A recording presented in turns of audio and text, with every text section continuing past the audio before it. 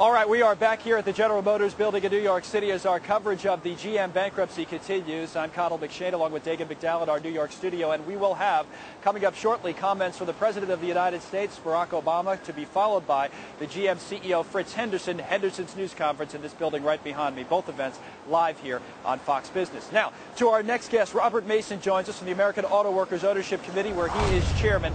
Robert, it's good to have your perspective on the program today. How do the workers come out in all this?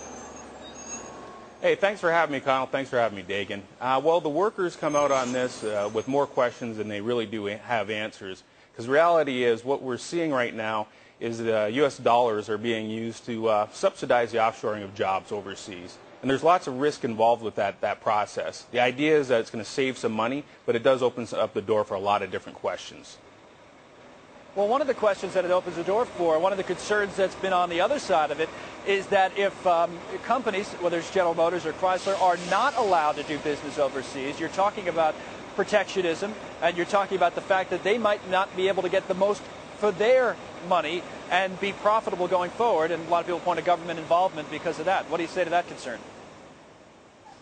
Well, it's clear that you have to have a balanced footprint internationally. That was one of the Achilles heels for Chrysler, is that 92% of their capacity was here inside of North America. That causes a problem. But you have to have a balanced footprint, and that balanced footprint means that you build cars here in North America, and you also build cars overseas. But you don't put all your eggs in one basket. And GM already had a pretty balanced footprint, and it's starting to look like they're moving farther away from that optimal level.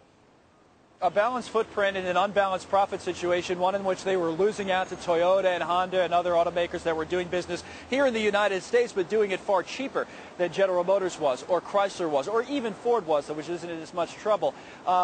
What's the motivation for that balanced footprint other than politics? I mean, in other words, do you really need that to be a viable and a profitable company? Yeah, absolutely. You do need a balanced footprint to be a profitable company, but it's important to understand that when you try to overdo it, when you try to source solely from low-cost countries, for example, start building cars en masse in China and bring it over to the United States, you take on a lot of risks. You take on logistical risks as it portrays to fuel volatility spikes. You take on risk when it comes to political instability. You take on wage risk because the arbitrage that you sought to get, it doesn't exist as you continue to pour tens of billions of dollars in these countries, and the wages increase. So yeah. I've seen it time and time again where the cost savings you thought you were going to get, you just don't get because they get wiped out because of a fuel spike. It's good to see you. It's Dagan McDowell. Did the UAW cut labor costs enough to truly make GM viable? I think some of the question about labor costs is a poor question, because what we're talking about here is wages and benefits, and did we cut it enough to be profitable?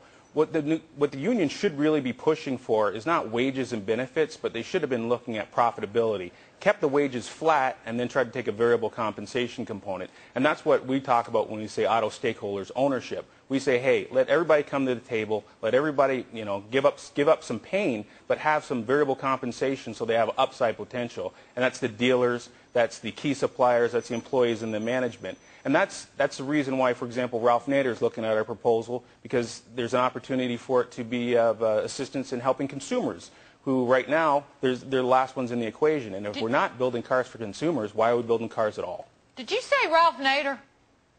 Yeah, Ralph Nader he went after GM, did he not? And the Corvair in the 60s. Since when is he a friend of the auto companies?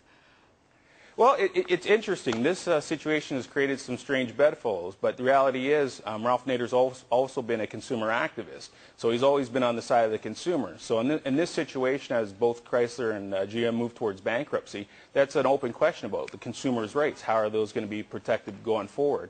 And again, strange bedfellows. We have had a conversation with Lee Iacocca.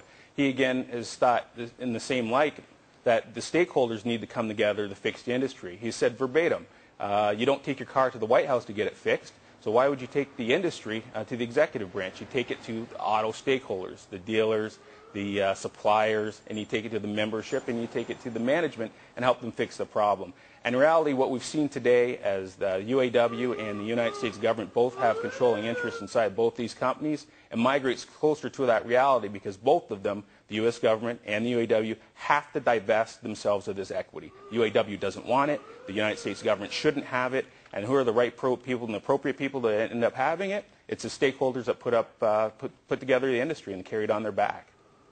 All right. So at the end of the day, how does that actually happen? I mean, is there a way in this process you see that scenario actually unfolding? Yeah, it's very interesting because there's a lot of balls moving, like we mentioned before.